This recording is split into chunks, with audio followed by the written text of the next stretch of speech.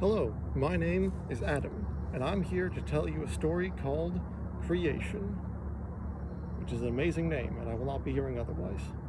Anyways, ever since I was young, I was always obsessed with video games, and as you might expect, for someone obsessed with video games around that time when I was young, Minecraft was the big deal.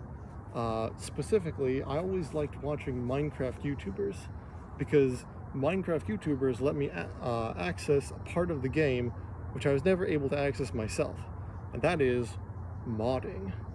Now, modding is cool for several reasons, but part of the big appeal is it allows you to implement items, mechanics, and things into the game that are just too wild for the regular devs to put them in the game.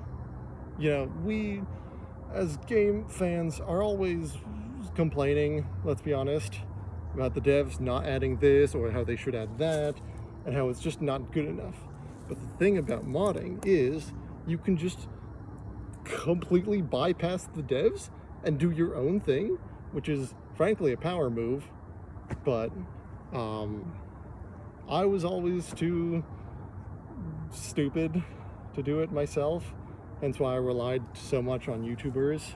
I mean, okay, gradually, around the time when I was in middle school, the modding scene finally got accessible enough that my stupid middle school self could actually install mods myself. But the act of creating mods was always something that was just pie in the sky. I would love to do it, but it's a lot. So it was very surprising, overwhelming, amazing when this year, I found an opportunity to finally do something that I always wanted. And with all this lead up, you'd think it's making a Minecraft mod, but you'd be wrong. See, it's actually about a little known gem, pretty amazing. Don't want to turn this whole video into a sales pitch because I really want to turn this into a sales pitch for Noita because that game is amazing. But anyways, this whole story started with an error, actually, which is how a lot of things start now that I think about it. But anyways, I was transferring the game from one hard drive to another hard drive, and some of the game data got corrupted. So I was digging around in the files trying to find the issue. That's when I stumbled upon an absolute treasure. A fully decompiled version of not just the character sprite sheet, but also all of the XML files surrounding it. Now, for those of you who don't know, XML is a coding language which is very often used to animate pixel art. I have never used XML. I have no experience with it, and I certainly don't have any education in it, which you'd think was a prerequisite to using it. But fortunately, we have a solution. The most tried and true method of any programmer on the world. Messing around and seeing what happens.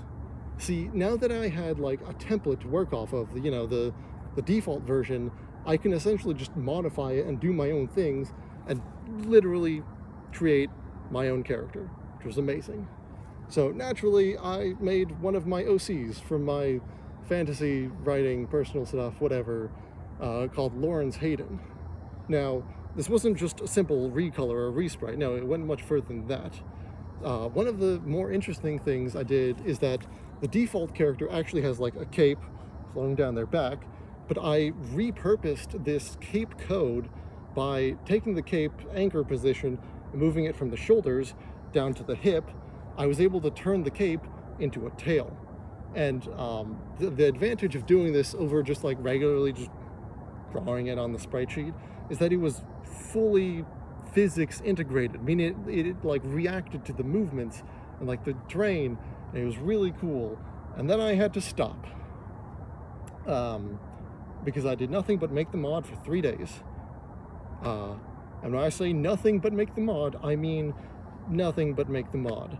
So school was very much calling, but in all reality, that was probably for the best, since there's only so much more I could have done, and hey, now I have an excuse for it not being finished. Well, not finished to my standards, but it was an amazing experience, and I'm very grateful for this. And I have way too many ideas for my own good. But that's a story for another time.